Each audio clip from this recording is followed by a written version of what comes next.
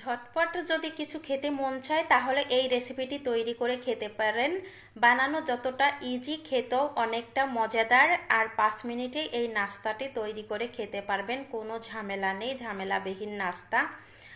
নমস্কার, সবাইকে স্বাগত জানাচ্ছি নতুন আরও একটি রেসিপি দেখার জন্য। আজকে আমি 1 কাপ চালের গুঁড়া 1 কাপ ময়দা দিয়ে বিকেলের নাস্তা তৈরি করব। প্রথমে লাগবে একটা 7-আপের বোতল কিংবা জলের বোতল, যে কোনো বোতল নিলেই হবে। সেই মুখটা আমি ছিদ্র করে নিচ্ছি, একটা লোহা দিয়ে পুড়িয়ে এভাবে ছিদ্র করে নিতে হবে। আর ছিদ্রটা যেন বেশি বড় না হয়ে যায়, এদিকে খেয়াল রাখতে হবে। তারপরে এই যে নিয়ে নিলাম 1 কাপ চালের গুঁড়া, আর এখানে নিয়ে নিব আমি 1 কাপ ময়দা। এখানে আপনারা হাফ কাপ ময়দাটাও দিতে পারেন। তারপরে আমি এখানে দিয়ে দিব স্বাদ মতো লবণ।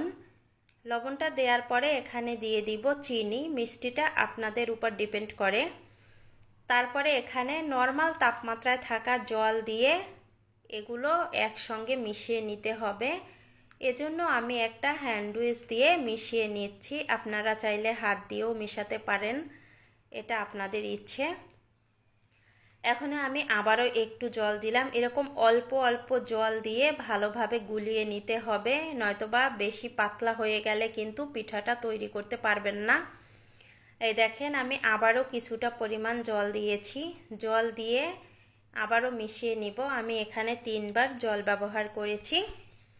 এবার পারফেক্ট একটা গোলা তৈরি হয়ে গেছে। দেখেন, এভাবে একটু ফেটিয়ে নেবেন। ফেটানো হয়ে গেছে। এবার আমি 7-আপের যে বোতল, সেই বোতলটা নিয়েছি। আর এখানে হচ্ছে আমি একটা কাপ নিয়েছি। এই কাপ দিয়ে ব্যাটারটা ভরতে খুব সুবিধা হবে। এই তো বোতলের মুখে আমি দিয়ে ব্যাটারটা দিয়ে দিচ্ছি।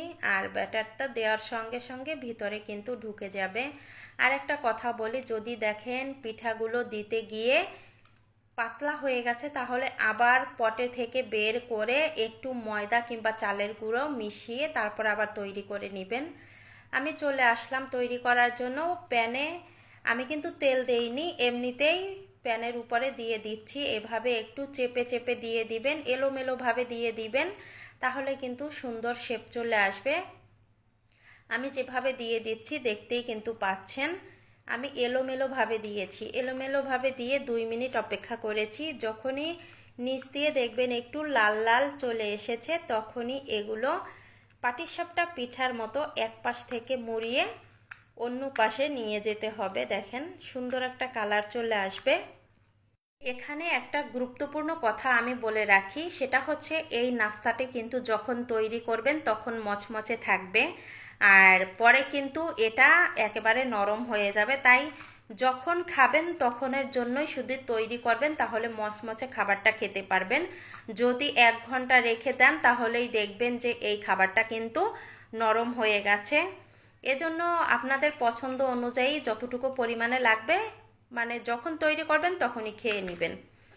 এই দেখেন, আমি আরও একটি পিঠা তৈরি করে আপনাদের দেখিয়ে দিলাম। এভাবে একটু চেপে চেপে নিলেই খুব সুন্দরভাবে আটকে যাবে। সবগুলো পিঠা আমি তৈরি করে নিয়েছি। দেখেন কত সুন্দর হয়েছে দেখতে। দেখতে যেমন লোভনীয়, খেতেও কিন্তু তেমন লোভনীয়। বাসায় ট্রাই করে দেখবেন। ভিডিওটা এখানে এন্ড করলাম।